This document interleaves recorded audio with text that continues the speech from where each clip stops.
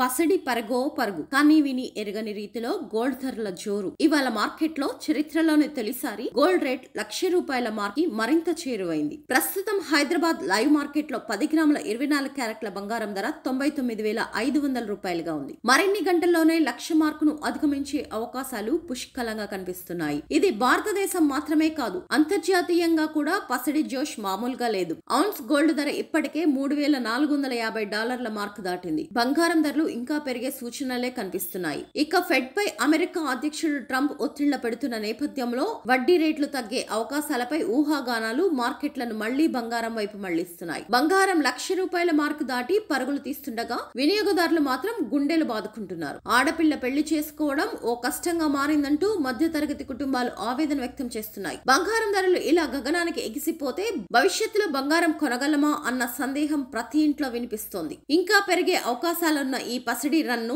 ఎక్కడ ఆపాలో తెలియని పరిస్థితి. పసిడి ప్రియులు, మధ్యతరగతి ప్రజలు భయాందోళనలోకి జారిపోతున్నారు.